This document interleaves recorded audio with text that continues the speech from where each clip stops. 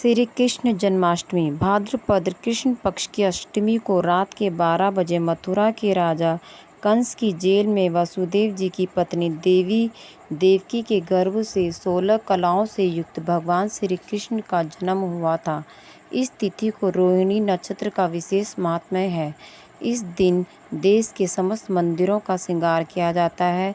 कृष्णावतार के उपलक्ष्य में झांकियाँ सजाई जाती हैं। भगवान कृष्ण का श्रृंगार करके झूला सजाया जाता है। स्त्री पुरुष रात के 12 बजे तक व्रत रखते हैं। रात को 12 बजे शंख तथा घंटों की आवाज़ से श्री कृष्ण के जन्म की खबर चारों दिशाओं में गूंज उठती है। भगवान कृष्ण की आरती उतारी जाती है और प्रसाद वितरण किया जाता है। प्रसाद ग्रहण कर व्रत को खोला जाता है। श्री कृष्ण जन्माष्टमी की कथा। द्वापर युग में पृथ्वी पर राक्षसों के अत्याचार बढ़ने लगे।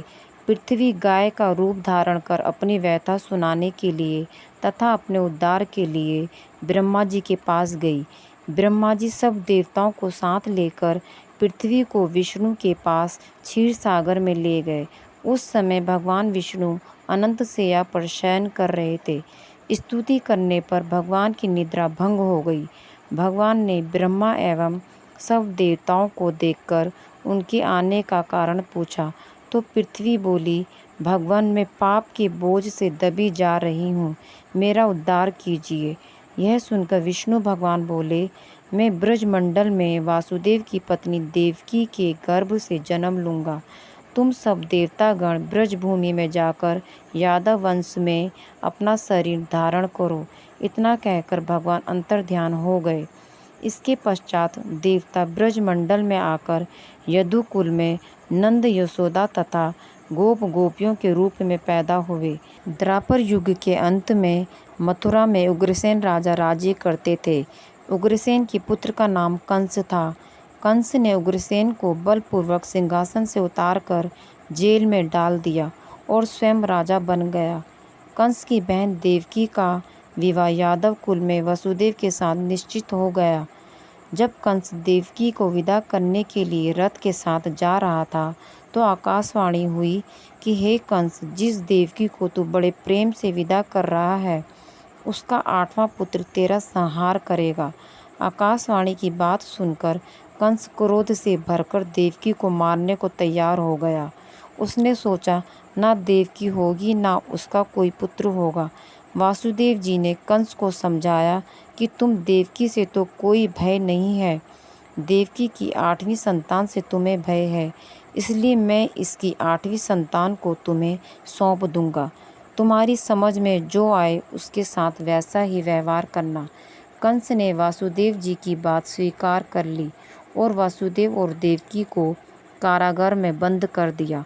तत्काल नारद जी वहां आ पहुँचे और कंस से बोले कि यह कैसे पता चलेगा कि 8वां गर्भ कौन सा होगा, गिनती प्रथम से या अंतिम गर्भ से शुरू होगी। कंस ने नारद जी के परामर्श पर देवकी के गर्भ से उत्पन्न होने वाले समस्त बालकों को मारने का निश्चय कर लिया। इस प्रकार एक एक करके कंस ने देवकी के 7 बालकों को निर्दयतापूर्वक मार डाला। भाद्रपद के कृष्ण पक्ष की अष्टमी को रोहिणी नक्षत्र में श्री कृष्ण का जन्म हुआ। उनके जन्म लेते ही जेल की कोठरी में प्रकाश फैल गया। वासुदेव देवकी के सामने शंख चक्र गदा एवं पद्मधारी चतुर्भुज भगवान ने अपना रूप प्रकट कर कहा, अब मैं बालक का रूप धारण करता हूँ। तुम मुझे तत्काल गोकुल में नंद के यहाँ पहुँचा दो और उनकी अभी अभी जन्मी कन्या को लाकर कंस को सौंप दो।